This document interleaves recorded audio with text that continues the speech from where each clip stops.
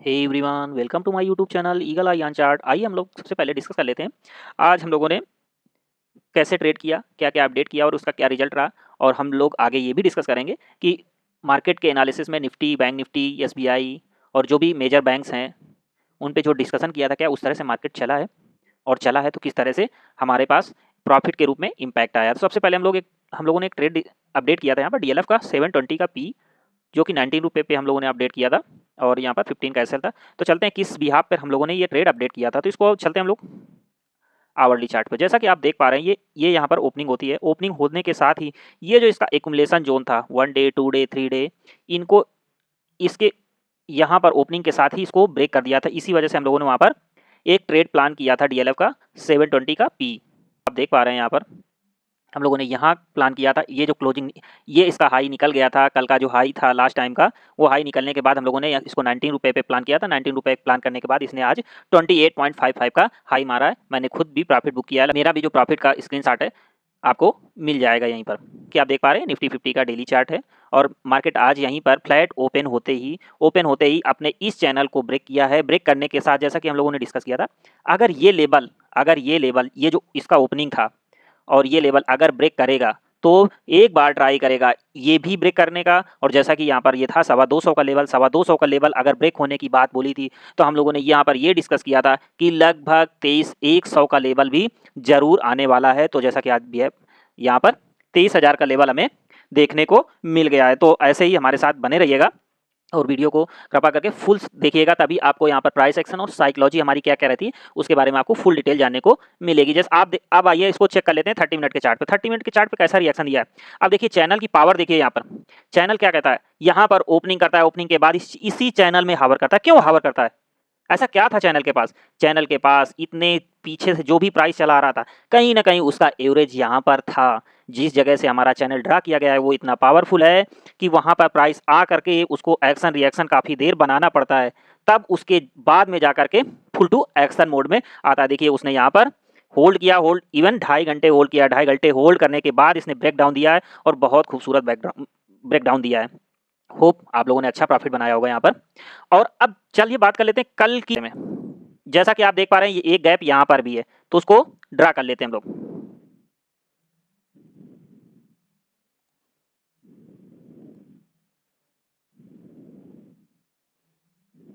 ये आप देख पा रहे हैं, अगर कल निफ्टी थोड़ा बहुत गैप अप करता है, इट मीन्स 40-50 पॉइंट का गैप अप करता है, तो एक अप मूव दिखाने का ट्राई करेगा। कहाँ के लेवल तक?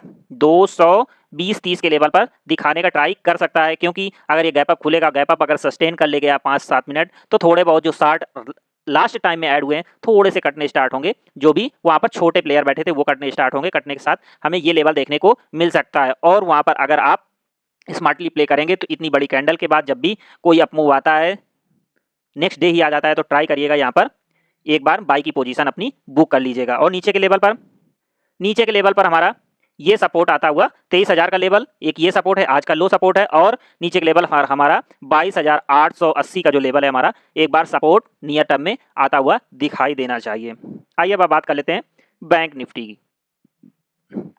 जैसा कि आप देख पा रहे हैं ये बैंक निफ्टी का डेली चार्ट है, और डेली चार्ट में हम लोगों ने जब चैनल ड्रा किया था तब ये बात बोली थी कि मोस्ट आप केस में अगर ये चैनल, आप कल का वीडियो फुल वीडियो देखिएगा, उसमें हम लोगों ने क्या क्या साइकोलॉजी की बात बोली थी, क्या क्या पॉइंट बोले थे, आपको पूरा क्लियर समझ में आ जाएगा। हम लोगों ने ये बोला था यहाँ पर कि अगर इस लेवल को फिर से ब्रेक करता है तो ट्राई करता है, जब भी ये चैनल में आता है, चैनल में अगर ऊपर गया फिर से नीचे आता है तो फेंकने का प्रयास करता है ऊपर की तरफ। देखिए यहाँ आया फिर फेंक दिया, यहाँ आया फिर फेंक दिया, यहाँ आया फिर फेंक दिया, यहाँ आया फिर फेंक दिया। लेकिन जब भी ब्रेक करने के बाद एंट्री करने के बाद यहाँ आया तो फिर नीचे फेंक दिया, नीचे आने के बाद फिर यहाँ आया। जब एंट्री करने के बाद फिर इसने खींचने के बाद फिर ट्राई करता है कि अपने ऊपर और नीचे लेवल को दोनों को टच करे। जैसे यहाँ अंदर आया तो इसको टच किया, फिर से ऊपर आया तो इसको टच करने के साथ नीचे आ गया, नीचे आने के बाद फिर से जब भी ब्रेक करके ऊपर आया तो फिर ऊपरी हिस्से को टच किया, ऊपरी हिस्से को टच करने के बाद फिर से जब एंट्री किया अंदर, तो फिर से एक चांस हो जाते हैं कि चैनल को फिर से लोअर लेवल को टच करेगा, तभी कोई मोटा बेस इसको मिलता हुआ नजर आएगा। तो कल के सिनारियो में क्या हम लोग सोच सकते हैं?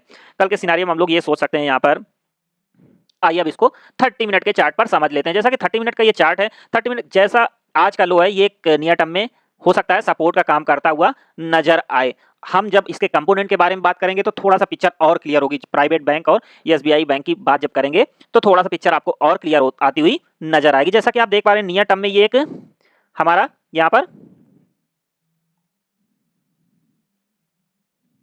ये गैप बना हुआ है, ये जो गैप यही गैप मान लीजिए, तो इसको फिल करता हुआ नजर, इसके ऊपर ही इसको ओपनिंग करनी पड़ेगी। अगर इसके ऊपर ओपनिंग करेगा तो ही एक चांस रहेंगे कि सस्टेन कर ले जाएगा। अगर इसके नीचे करेगा तो एक बार फिर से ये इस लेवल को टच करने जरूर आना चाहिए। क्यों? अपने प्राइस को स्ट्रेंथ बनाने के लिए इसको नीचे फिर से आना चाहिए। जब ये ऊपर के लेवल पर सस्टेन करेगा और यहीं छोटी कैंडल बनाएगा तो ही चांस रहेंगे एक बार फिर से यहाँ पर 500 के लेवल को ब्रेक करता हुआ भले ही नजर आएगा। अगर 500 के लेवल के ऊपर ओपनिंग नहीं होती है तो फिर से एक बार यहाँ पर जिगजैग बनाएगा और हो सकता है 11 बजे के बाद कुछ मौसम बदलने का ट्राई करेगा अगर इसको अप मूव जाना है तो। आइए अब इसके मेन कंपोनेंट की बात कर लेते हैं हम लोग। जैसा कि आज मेन कल्प्रिट बना है कोटक बैंक। कोटक बैंक पे हम लोगों ने कल बहुत चर्चा की थी और इस पे हम लोगों ने यहाँ पर ही बात की थी कि ये अलग ही सिनारियो में जा रहा है, अलग ही सिनारियो जा रहा है और एक अलग तरह का ही प्राइस एक्शन बना रहा है। तो हम बिग मनी क्या करता है, हम रिटेलर को ऐसे ही फंसाता है। अगर आप रुक करके उसको समझ करके 4 बार सोच करके ट्रेड नहीं लेंगे तो ऐसे ही वो ट्रैप करता है। देखिए कितना सुंदर आज का, अगर हम लोग यहाँ पर ये रेड कैंडल हटा दें तो कितना सुंदर यहाँ पर चार्ट बनता हुआ नजर आ रहा था। तो अब देखिए उसको पूरा सा न्यूट्रल इसने कर दिया। न्यूट्रल करने के बाद फिर से इसी रेंज पे लाके खड़ा कर दिया, जो रेंज हम लोगों ने यहाँ पर और यहाँ पर बनाई थी। तो फिर से ये फंसता हुआ जहां तक नजर आएगा। तो यहाँ से बैंक निफ्टी को मे भी बहुत ज्यादा हेल्प मिलती हुई नजर नहीं आएगी।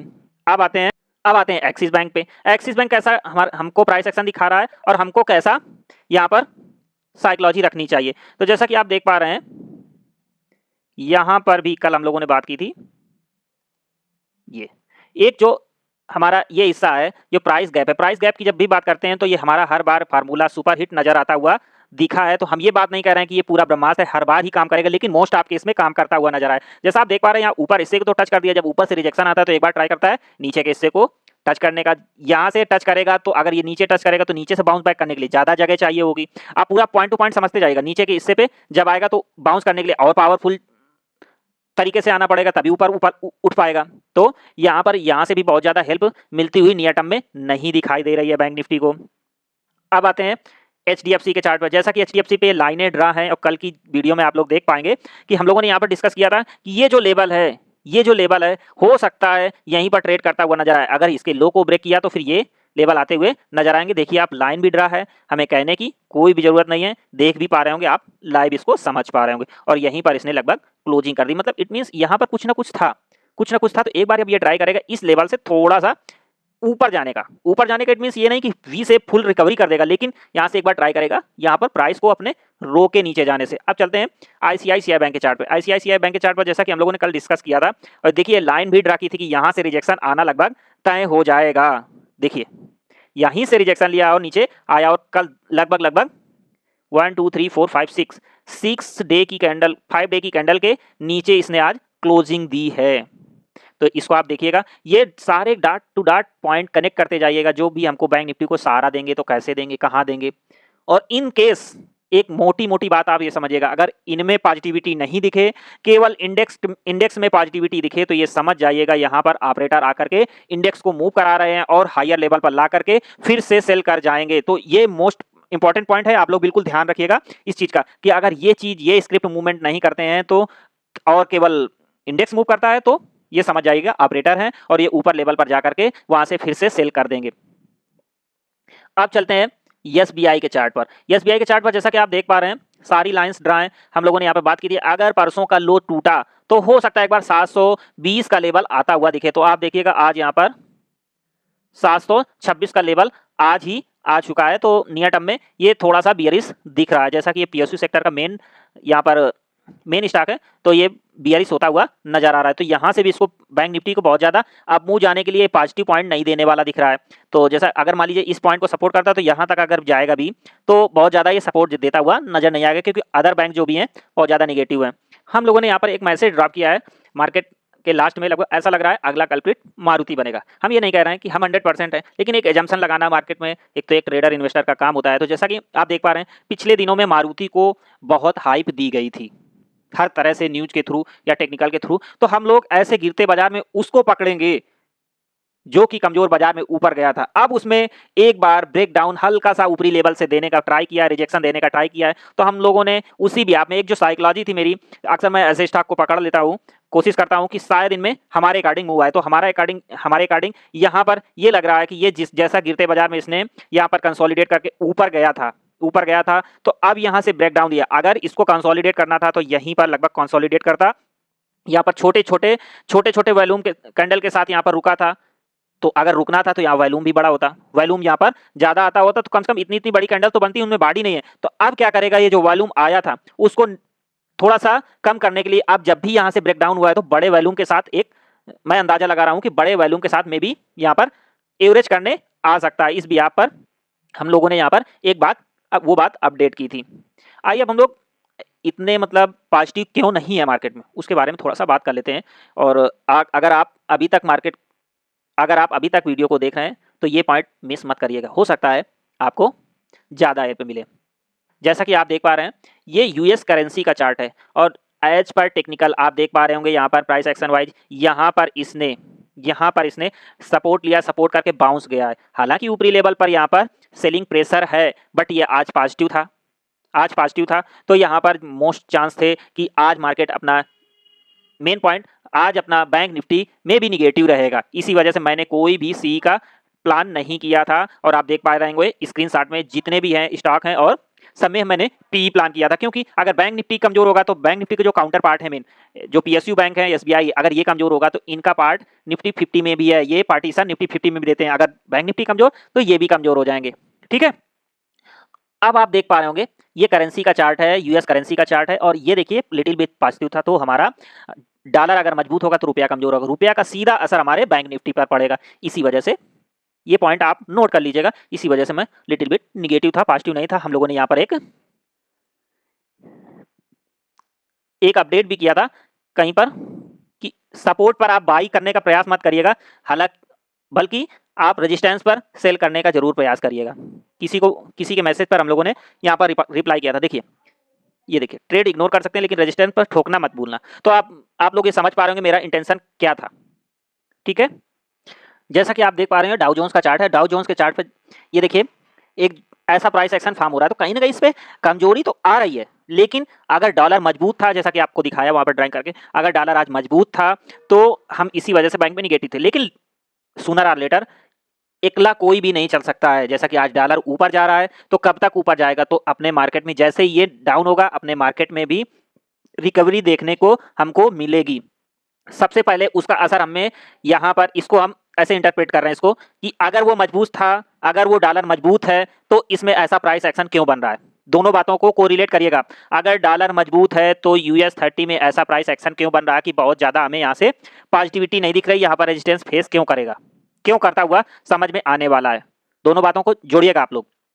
तो इसका प्राइस एक्शन वीक दिख रहा है और डॉलर का लिटिल बिट इससे अच्छा दिख रहा है, तो इन दोनों में एक तरह से कंट्रा व्यू बन रहा है। तो कहीं ना कहीं डॉलर जब गिरेगा तो यहाँ पर फास्ट नीचे की तरफ आने का ये एक बार ये जरूर ट्राई करेगा, तब हमारा मार्केट ऊपर उठने का बिल्कुल तेजी से ऊपर जा सकता है, 500-700 पॉइंट रिकवरी करेगा। तो इन दोनों बातों को आप लोग को रिलेट कर लीजिएगा। ऐसे ही आप लोग हमारे साथ बने रहिए, मिलते हैं नेक्स्ट वीडियो में। Thanks for watching.